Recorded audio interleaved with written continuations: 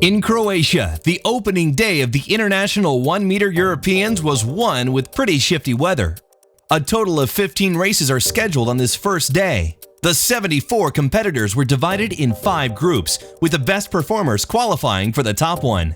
Let's hear from the UK's Brad Gibson how he understands the format to work when it comes to the qualifications. We run through 5 heats, obviously starting at E heat and working through, and we'd have 5 heats of 20 boats. Then we'll start off with an E fleet, and then it's just a straight promotion job. Basically, once we've had a couple of seeding races out of the way, it then turns into a facet where you will have 20 boats. The top 4 from that race will stay on the water, and 16 more boats will then go and join them. They will race, and then so on. The same thing happening up until you get to A fleet. That then is calculated as a score. So essentially it simulates a race with 76 competitors in it, and the guy who was last in E fleet will score 76th place, and it will tear the whole way up. The 4 that get promoted each time don't actually write down as a score. They just move straight into the next up race.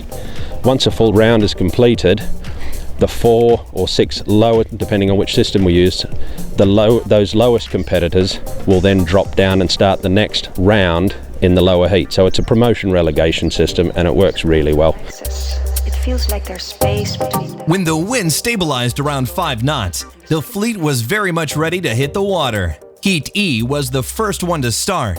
The first 3 boats to finish the race would advance to Heat A, while the remaining 2 would proceed to Heat B. Mackie from USA, alongside the Dutch Gerrits and the Italian Puthod, were the ones to occupy the first 3 spots here.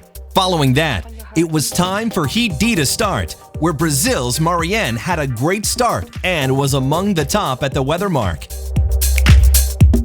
After a fast downwind leg, the boats headed for the second lap, with Marianne now firmly in the lead.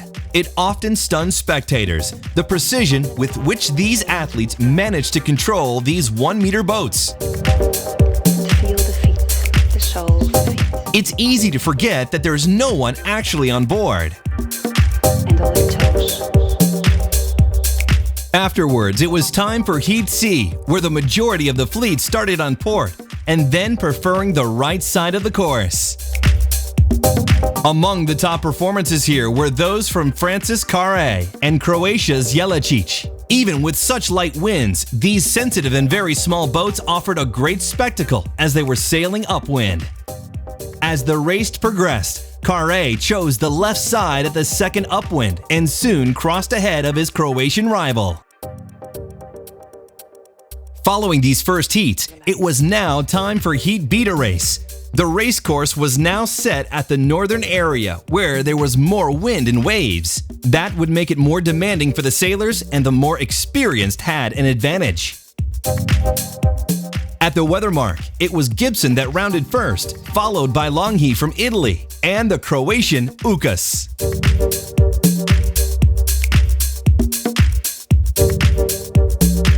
And it was Gibson who finally managed to win this heat. Relax. Heat A followed right away. Here, the British Elliott and the Italian Morbidelli had the best start and crossed the fleet. The Italian, however, did not manage to do so well in the rest of the race. He wasn't able to round the mark correctly, and so lost several places.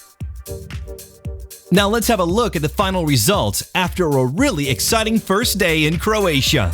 In first place, we find Brad Gibson from the UK after a terrific performance today. He's followed by France's Alexis Carre in second place, with another Briton, Graham Elliott, in third.